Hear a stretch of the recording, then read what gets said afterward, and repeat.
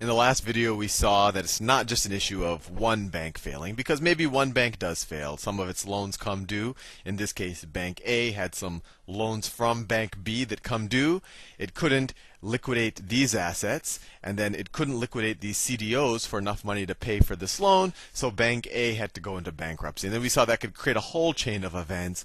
Then this loan that Bank B had made to Bank A, the one that actually precipitated the event, that had to be written down, because then, Bank A is going to go into bankruptcy, and you don't know how much you're going to get back for that loan. And of course, everybody who had loans to Bank A, maybe Bank D had loans to Bank A. So maybe this asset right here was also a loan to Bank A. Right? Everyone with loans to Bank A all of a sudden gets afraid. They might have to write down their assets. And now, on top of the CDO problem that we were all talking about, these smelly assets that no one wants to value correctly, on top of that, you have this issue of, wow, these loans that I made to this other bank, now all of a sudden those are impaired assets. These are assets that probably aren't worth what I thought they were. And so you have the situation. One, Bank A was the last one to fall, but maybe everyone starts looking at Bank C next, and it's usually reflected in the stock price. People start shorting the stock starts going down, and then Bank C has in a situation where it has some loan to, I don't know, Bank F. It comes due, and because its stock price is going down, no one wants to lend it money, because they say, oh, you're just another Bank A. I'm not going to lend you money. No one wants to jump in and give them equity, no sovereign wealth fund, because you're just going to go to zero. Why would I buy any stock for even $1 a share when it's going to go to zero, because your liabilities are greater than your equity? So no one wants to save them either. And so now you have this chain reaction occurring, this cascade of negative events. So all the banks are afraid to lend to any other bank. And the Fed was you've probably read articles that the Fed is injecting liquidity. What the Fed was doing, they were saying, okay, well, we'll take some of these assets that, let's say Bank C that you have. We'll take them as collateral and we'll lend you money. And even if this was horrible collateral, the Fed just got very nervous and just started lending money to anybody who was allowed to borrow from the Fed. And I don't know if you remember, but the Fed extended it. Normally it's just commercial banks, but at the beginning of the credit crisis, or actually after the Bear Stearns collapse, the Fed allowed investment banks and other people to start borrowing from the Federal Reserve directly. But all that was happening, normally when the Federal Reserve lends money to someone, that person borrows that money, keeps some of it, and lends the rest to someone else, and so that money enters the system, and it allows the actual money supply to increase.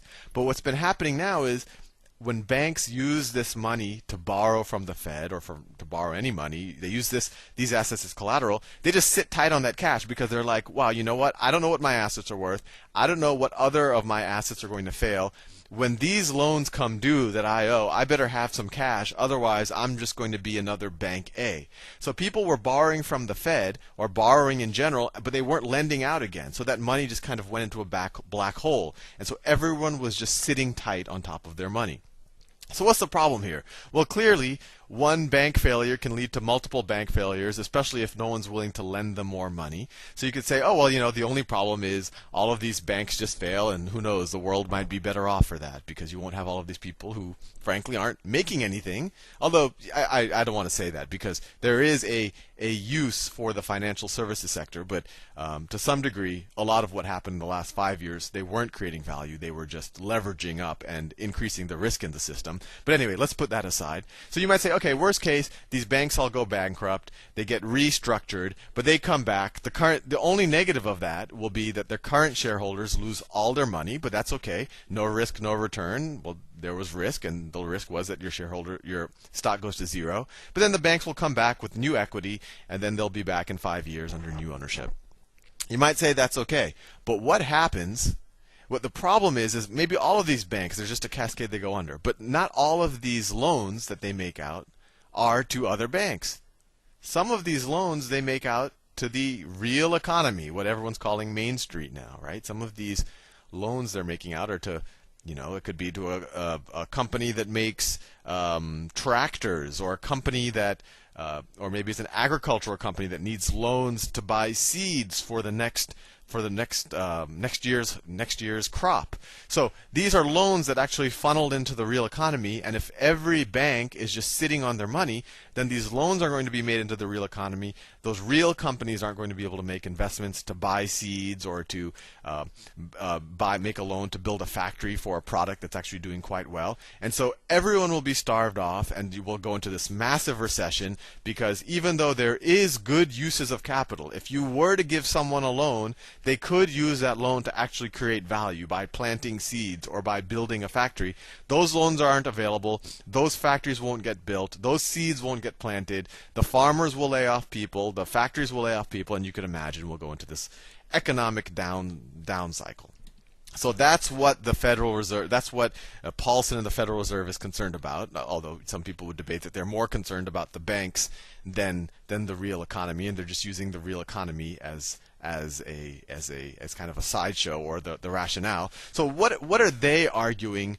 What are they arguing that they want to do? Well, they said, well, the crux of this issue is, if these $2 billion in CDOs, or these $2 billion in CDOs, whatever the CDOs that any of the banks are holding, if only the people could realize the value, if only this $2 billion that they have on their books could be turned into $2 billion of cash, this wouldn't be a problem, right? Because when these loans come due, if you believe this $2 billion, then all of these banks have positive net worths, they all have positive equity, and then this whole chain reaction won't happen. So this is what the government actually, when the bailout plan first came out, and they said, oh, we'll create the $700 billion fund to buy some of these toxic assets, and at first they said, oh, we'll buy them at a discount, and we'll hold them to maturity, and then we might even make a profit. I said, well, that might sound good, but how's that going to solve the situation? Because if you were to go to this bank and say, buy the CDOs, you'd be an idiot to pay $2 billion for them if the market is only giving, instead of $2 billion, if they're only giving $100 million for them. Why would you pay $2 billion? In fact, these $2 billion are actually based on assumptions from 2006, when housing prices can't go down and everyone was paying off their mortgages, and everything was rosy. Those are maybe the assumptions that drove this $2 billion price. So if you paid $2 billion for this asset, sure, you would save Bank C, but you would essentially be buying something that's worth a lot less, and even if you held it to maturity, you're not going to ever see a present value of $2 billion. So when I first read the bailout proposal, I said, oh, they're going to pay some discount on that, but that's not going to help the situation, because if they pay, let's say these are only worth 10 cents on the dollar. So 10 cents on the dollar, if they pay 10% of $2 billion, if the feds came in and paid $200 million for this, and it's not even clear that it's worth $200 million, maybe the market's only willing to pay $100 million. But let's say the feds come in and pay $200 million for it, they would have to mark this down to $200 million. So that's a $1.8 billion write-off, right? Something that was worth $2 billion is now worth $200 million. So if you write out $1.8 billion, then you're going to have minus $800 million of equity, or $0.8 billion of equity. And then you would still go bankrupt, and in fact it would just force the issue, right? If the Fed were to go in and buy what they're calling now at fire sale prices, but it's actually probably an accurate price, even if they were to buy slightly above that, but still at a discount, it would force this bank to write down this asset. It might have to then realize negative equity, and it would still create this whole chain of events. And so this is what the Fed actually said. They actually said that, no, we don't want to buy it at fire sale prices, which shows you that maybe they're, and I think Bernanke's exact words were that we're not going to buy at fire sale prices. We're going to buy at hold to maturity prices. So to me, that's what the Fed is saying. We're going to pay enough money for these assets so that these banks still have positive equity, and so that these banks can still pay off any liabilities that come due. Well, you might say, well, hey, Sal, that's not a bad idea. Well, I'll say that's a horrible idea, because if these are really worth $100 million and you're paying $2 billion for it, you're essentially writing a government check, $1.9 billion. You're essentially, let's say this is really worth minus 0.8. You're writing a if these are really worth, let's say they're really worth zero, right? Just to simplify things. Let's say these are actually worth zero, and the government pays $2 billion for it. The government is essentially writing a $2 billion check to the equity holders of this company. Right? The real equity is worth minus $1 billion, but the government is going to essentially write them a $2 billion check so they can get their $1 billion back. And it's also going to benefit the bondholders, because if this is worth zero, not only will these guys get wiped out, right? Because you're going to have, but then these guys are only going to be able to capture back some of these $3 billion. So these liabilities are going to be written down.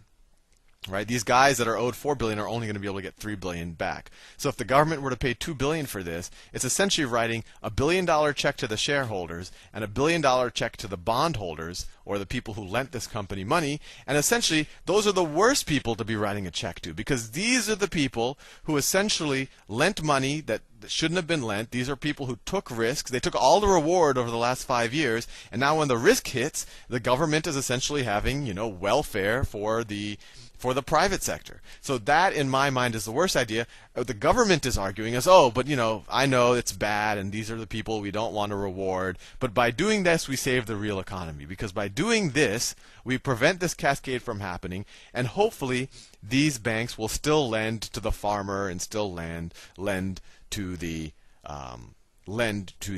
guy who wants to build a factory. In the next video, I want to show you why that might not be the case. That even if they were to do this, as much as I disagree with it, if it worked, maybe it's worth it. But one, I'll argue that it probably won't work. And two, there are better ways to do this, more equitable, more fair ways to do this, and we'll show you that in the next video.